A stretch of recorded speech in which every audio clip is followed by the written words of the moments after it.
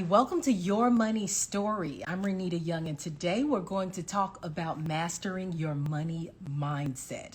So, to do that, I want to introduce you to Dominique Broadway, who is the founder of Finances Demystified. So, hang on for a moment. Let me grab her. Hi, Dominique. How are you? Hi, how are you today? Excellent. Thank you so much for joining us. I was just chatting the folks up ahead of you hopping on. Awesome. Um, great.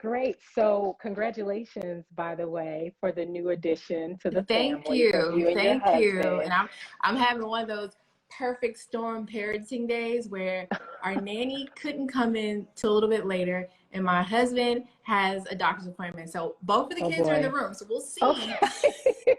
We'll see how No they act. problem. We'll roll with it. It's okay. We know I'm this like, is all right, y'all, live. mommy got to do a thing, okay? But listen, that's part of your story anyway. We're going to get into that. Yes. But so what I really like is you come from an institutional investment background, and how I learned about you is by this really adorable photo of you showing your daughter Dawson charts one day. And so I'm wondering, when you were Dawson's age and younger and maybe older, how did you relate to money growing up? Ooh, well, Dawson's only 2 now, so I don't really remember it too. But growing up, we talked about money all the time. You're right. So in my family, right, my mom, talked at the beginning of the month. She was like, this is how much money we made. This is the bills that need to be paid, et cetera, et cetera. Right. So I feel like I always had a really just good relationship with money because we talked about it. It wasn't something that was taboo, and then I was of course, here she goes, right? And then I also was, always looking for ways to make more money. So I've always been like an entrepreneur. So Hmm. really just always looking for ways to like sell bracelets or candy or things like that. And really just understood that I had to go out and like make the money so that I could get the things that I wanted in life. Absolutely. And so when a little bit later on, you got into corporate America, you were Yeah. managing $1 million investments. Curious to know what led you to the shift of wanting to expose these methods of the ultra wealthy to everyday people. Mm, I think it was a few things. I think the biggest thing was I taught myself how to start like investing when I was 16, right?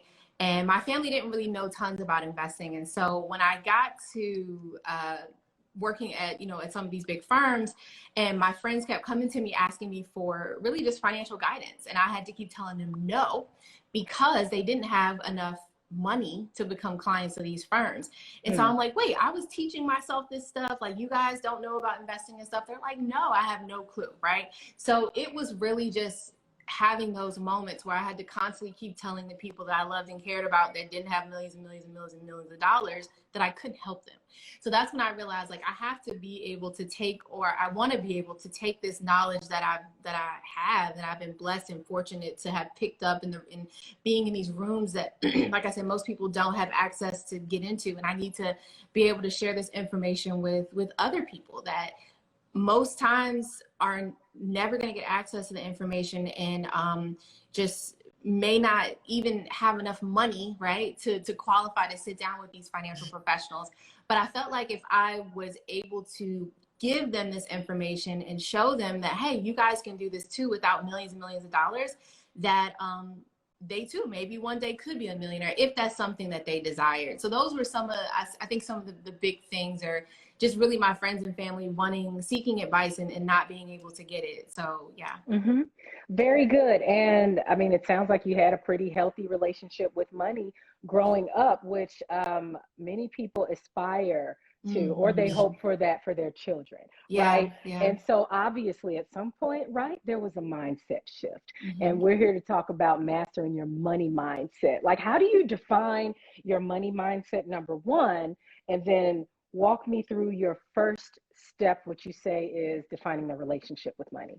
Yeah, I think for me, your money mindset is really it's really your relationship with money, right? So you think about it, like we have relationships with our significant others, we have relationships with some people have healthy relationships with food and not healthy relationships with food, right? Hmm. So it's a very similar thing when it comes to money, right? So a lot of you know, people have had positive relationship with money just because they've always seen it in a positive light. Maybe their family talked about it. It was something that was common, right? But then some people have more negative relationships because maybe how they have seen their parents struggle with money, or things that even growing up in your community and culture, you know, money is the root of all evil and all these crazy things that we hear.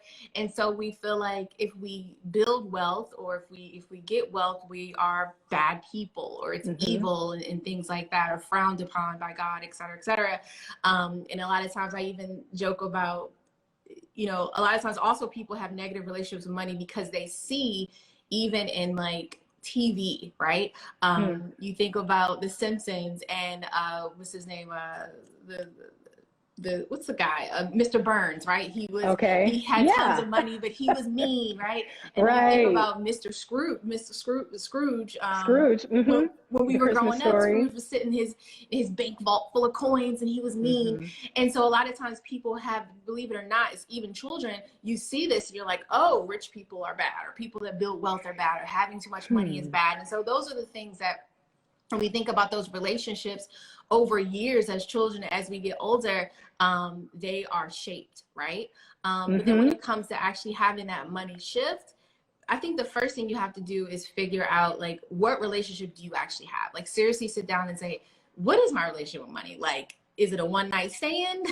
Like, meaning like fair question. Yeah, like the money comes in on a Friday and it's gone on a Saturday and you don't hear back from it. That's possible. Or, you know, do you have a longer term relationship where you hold on to your money, and so you're holding it and you're not letting it grow? Or maybe you just don't even deep down feel like you are able and capable of building wealth. There's a lot of people who say they want to be wealthy, but deep down don't believe that they deserve it, right? Oh, wow. So I think that you know, those are some things that kind of define it. But I think that it's also important, outside of figuring out what type of relationship with money you have, I think you should think back to some of your first money experiences, right? What are the first experiences that you had with money? Because those first experiences that you had with money, believe it or not, you know, even as a child, are a lot of times are defining your relationship with money now. So I never forget, I was speaking at a company years and years ago, and I asked this question, like, you know, what's your first experience with money? And this girl came to me after, she's like, I didn't want to share this publicly, but when I was a kid, I remember my uncle gave me $5, and I took that $5 and ran straight to the bathroom and flushed it down the drain. Oh my gosh. And she's like, I don't know what it is, Dominique. She said, but ever since then, I feel like all my money goes down the drain. Oh, well, no wonder you feel like that. It literally. And I was like, I don't know if it relates, but I get what you're saying. So she always just kind of like, I get money and it goes down the drain. So I thought that was interesting and funny. Okay. But yeah. But how do you suggest people change that though, right? So we discover our relationship with money, right? We learn that we have some flaws in how we, our first money memory. So how do you then make the shift? Yeah, I think to make the shift, you know, once you realize that you have these issues, I think the first thing is really to start making goals and thinking like, okay, this is how I think about money, but how do I, what do I want to accomplish, right? We talk a lot about, well, in our course and stuff like that, we talk a lot about lifestyle design, right? Designing the life that you want to live. Now that you know you may have this negative relationship, think about how do you want to change it? What things in your life do you want to change? Do you want to stop being paycheck to paycheck? Like, make a list, like, okay, these are the things that I'm doing, but this is how I actually want to live. Write out how you actually want to live, and then you can start building out what will that actually look like, right?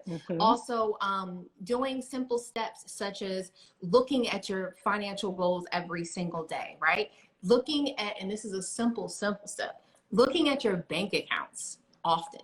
Because a lot of times people with negative relationships with money, they just don't want to think about their money. They don't talk about their money, and they don't like ever check their bank accounts. They don't know how much they make. So just taking simple steps like, okay, I'm going to 3 times a week, I'm going to look at my bank accounts. Literally as simple as that.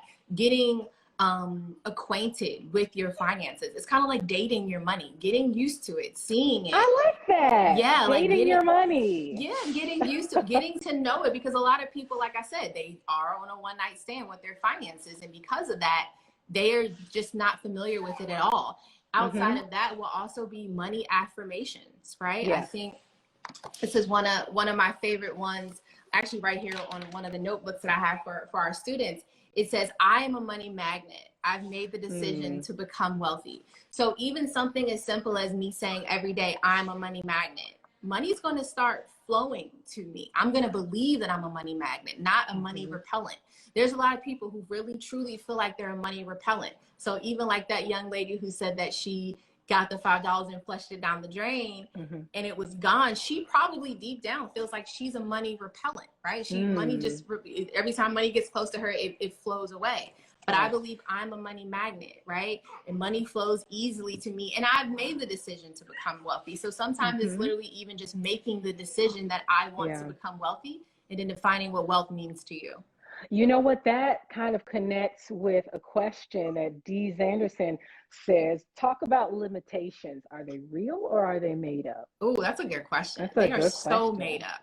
Yeah? Limitations are so made up. Limitations are made up by our minds. Sometimes they can be made up by our families, right?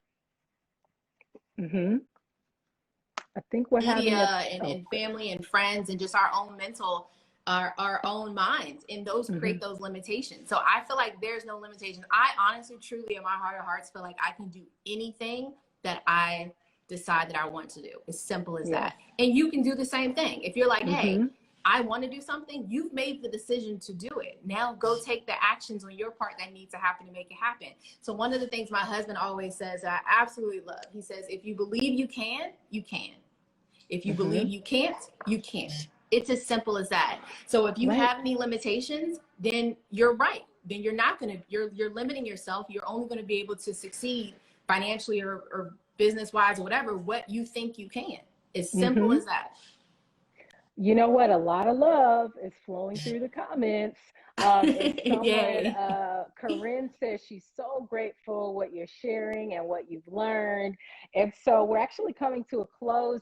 And I want to ask you about a couple of more affirmations. Like, people need to start out with a few. We have the I am a money magnet. Give us a couple other affirmations, money affirmations that people can use today. Yeah, you know, and I would say this. I like I'm a money magnet. I also like I've made the decision to become wealthy. Money flows easily to me, things like that. But what I will also recommend is for people to create their own money affirmations. I can give you affirmations all day. These are the things that I believe. But if you don't believe them, you're just like, oh, Dominique says them, so I'm saying them, they may not work. So I would say take some time, and honestly, this may sound corny, look in the mirror and talk to yourself and say, listen, Dominique, I am amazing. I attract wealth. I am using my knowledge to become wealthy, et cetera, right? Figure out what works with you, because those affirmations that you set for yourself, you're going to resonate with those a lot more. So I would say literally just look in the mirror and talk to yourself and think about what it is that you truly believe and what you actually want to achieve, and start saying it every day throughout the day. I love it. I love it. So it's almost going to be a direct reflection of those goals that you want to make, that you're looking at every day, right? So excellent. Dominique, thank you so much for joining us. We have been talking about mastering your money mindset. You guys make sure you head back and watch the replay. And if you want to learn more about Dominique Broadway or Finances Demystified, head on over to either of those IG pages where other links are. So thank you so much. I hear the baby calling. I know they did pretty good this time. So listen, right on time. These babies were right on time. And I see your husband Dion in there. Hey Dion. Everybody, thank you so much and have a lovely day. All right. Thank you so much, Renita. See you soon. Bye-bye. See ya.